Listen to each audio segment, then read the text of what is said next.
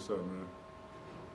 Not much. Good to see you. Hey, I wanted to just ask you about physically how you're doing, how you're approaching this season, having just played, we know the time frame right from the finals and last game in October, how it feels in workouts, and how you think that'll go into this preseason and ultimately that 22nd round. It was a little different, obviously with the short turnaround.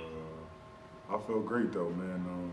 Emphasizing my body more, not really too much lifting, too much just trying to stretch out, trying to play these whole 72 games without any injuries. It's gonna be a little tough, but I'm up for it, and just gotta focus a lot more this year on my body. And then it was such a unique circumstance where you came to the team late in the season. Then you had, of course, the COVID layoff. You come back, you make the playoff run. What of all of that experience made you decide that you wanted to come back for this season to try to run it back? It was just, it was a crazy free agency, and I just felt like this was the best place for me to be a free agent next year. We're gonna try to most likely, back to back it, and man, that's the whole thing was about, man, trying to win this championship, and I was on board for that. Okay, next up, Dave McMenamin. Good to see you. You mentioned the most probably back-to-back kid. The additions to your guys' bench and Mark, and obviously you had Wesley and Dennis, and who knows if they started. And just all the moves of the team, the offseason. Where do you really think that puts you guys in position to repeat? It puts us in a great position, and this is a crazy year for us. Really we're just having a month and a half off, 2 months off before the season starts. So we need bodies, and I don't think there was anybody else as good as these guys out there to get. So I mean, we revamped the bench. We're gonna need bodies throughout the year, and I think bringing those guys in is gonna help us make it through the year, and be setting us up for another championship run.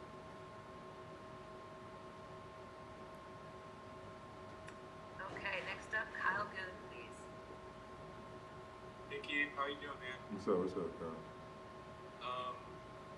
A couple parts to this. There was a report at one point that Clippers might have been interested in bringing you in and pairing you with your brother.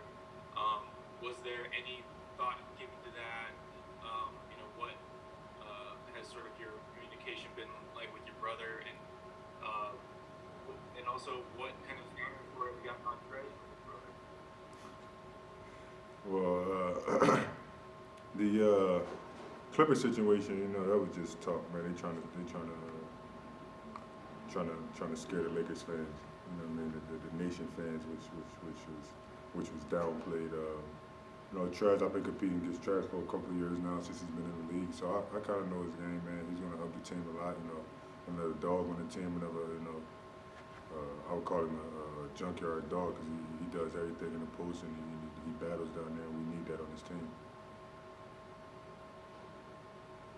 Okay, Bill Orr, please. Hey, Markieff. It's good to see you. Welcome back. I'm wondering, you were one of those guys who was a little late getting to the bubble, and obviously the bubble was such a huge success, but it's going to be a totally different situation for this season. How are you feeling about the COVID protocols and the ability to play this season without a bubble and kind of the likelihood of being able to put off? The bubble was cool. I would say, the league is basically putting more responsibility on the players to be safer, which we should be anyway, knowing that the COVID is out there. It was tough being in there for however long, 95 days or something like that. So, with all the protocols, I like it because we don't have to be in the bubble. It's a lot, but we want to keep the game going, and this is what we have to do to continue to play. Hey, next up, Dan Weinke, please. Hey, Markieff, Dan Weinke with the LA Times. You saw firsthand how quickly this team kind of embraced you and made the chemistry sort of work. Dave mentioned it.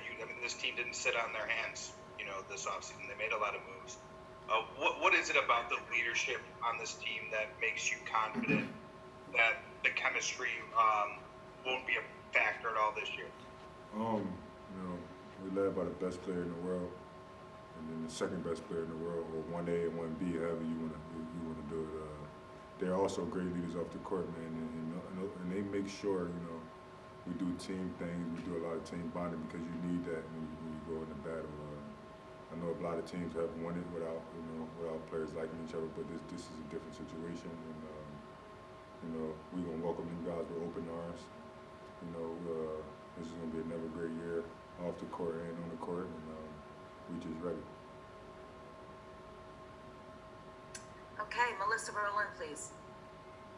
Hey Keith, when you see LeBron sign a contract extension and AD's contract coming through, what does that do just mentally in terms of seeing those guys' commitment to the Lakers and just sort of mentally the commitment that they have?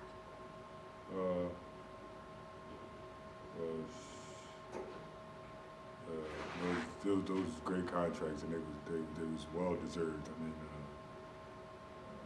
how can you not, you know, sign LeBron after coming out that year for another 2 years, or AD for another max contract? I mean, it's a big family, and it worked out the best for everybody. Okay, and next up, Abby Clifton, Spectrum. Hey Markieff, I believe, if I'm not mistaken, it was a short time for you spending in OKC, but I believe it overlapped with that of Dennis Schroeder. How would you describe just kind of the teammate you guys are getting and what he'll be able to provide for this roster as you know it already, and then the pieces you're adding? Dennis is a great guy, man. Off the court, on the court, he's a dog, man. He's competed at the highest level every night. He's always ready to play. I played against him a lot of times when I was in Washington. Also, I actually played against him in the playoffs when he was in Atlanta. And he's tough. He's going to bring it every night, and we need that coming off the bench. And we just need that throughout the 72-game season too.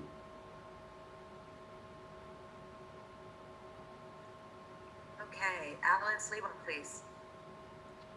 Markieff, 710 ESPN. Hey, just get your thoughts for your own personal game. What are some of your goals this upcoming season? Are there some areas of your game that you'd like to improve along? Can you just talk about from your own personal perspective? Me personally, just shooting the 3-ball a little bit better. I know I shot my career high last year, but I feel like I can do a lot better than that. Keeping my body healthy, being able to play, starter minutes at times, being able to guard, 1 through 5 or wherever is needed of me. That's really it, man. I know my role on this team. I know what I got to do to, help this team succeed, and that's what I want to do. That's what I'm going to do to the best of my abilities. Okay, and we'll just take 1 or 2 more. Nick Hamilton, please. Hey Markieff, how you doing? You talked about earlier about coming off the short break, getting prepared for this upcoming season of 72 games. What specifically changes for you? Is it nutrition? Is it the way you approach your workouts? What changes for you to keep your body healthy? I'm pretty strict guy when it comes to my diet, so that's not more so my worries. Same diet I had the last 10 years I've been in the league. It's just like just staying healthy.